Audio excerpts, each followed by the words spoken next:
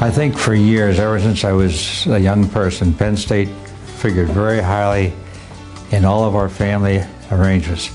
My mother went to that Penn State when it was called a farmer's high school.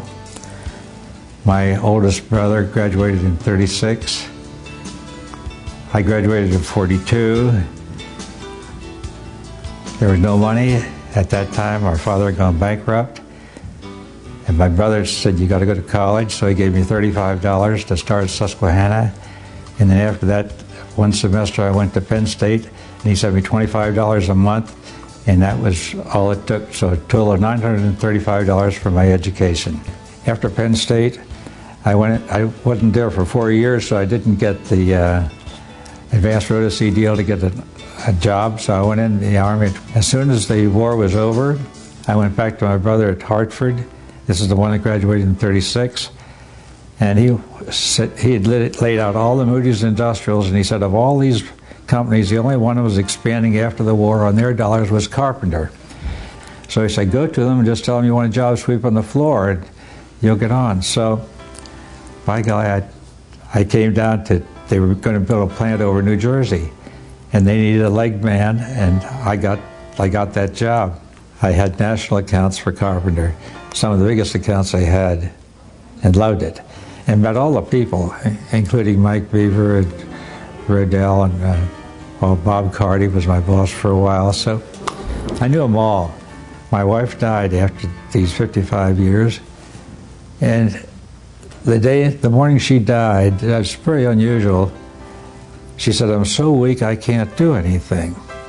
I said to her, Marie, you can pray.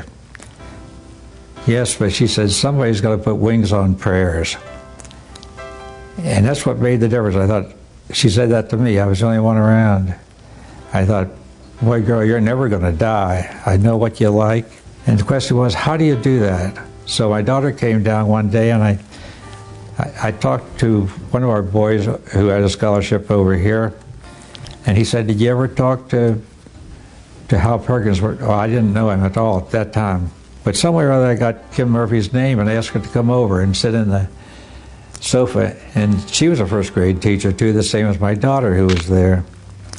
And I told her, I said, I'd like to do something. I said, what opportunities are there? And she mentioned the Memorial Scholarship at the time. And Carpenter would match $3,000 if you put up $3,000 or anybody did. And by golly, it was over a 5-year period. In about 2 or 3 years, we had it done. And it was specifically for someone that wanted to say special education. Marie's philosophy always, she taught 3-year-olds in 5 different churches in the United States that the child at 3 years old learns more at that particular time than any other time in her life. Kim said, look, you could put this any way you want. You can put any kind of limitations on it. And I said, well, it has to be on the basis of need. And what I wanted to be sure was it was open to anybody that wanted to come to Penn State Berks, regardless of race, creed, or color. Well, we got started right away, and as soon as they had enough money to start giving it out, I'd asked to meet the kids that got it.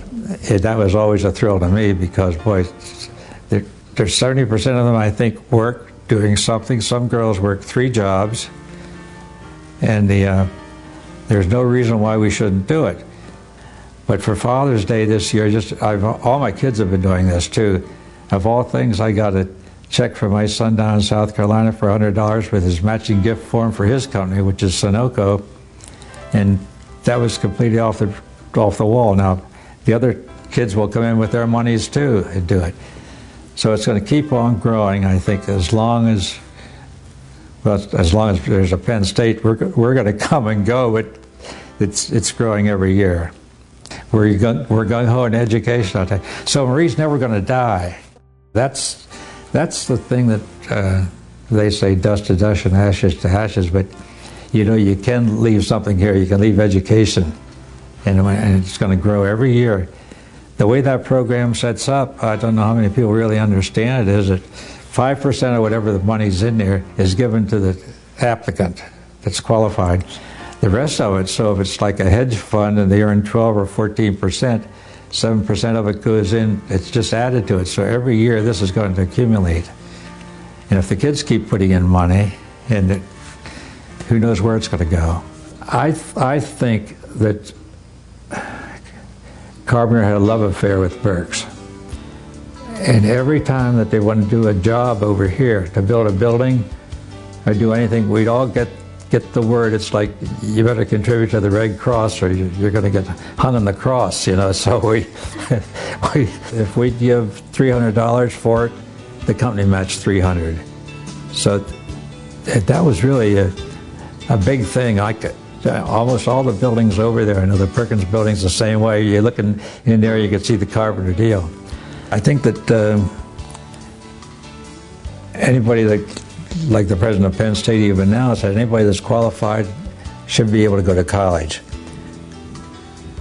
But they're going to need financial help, and I think those of us that can should do it.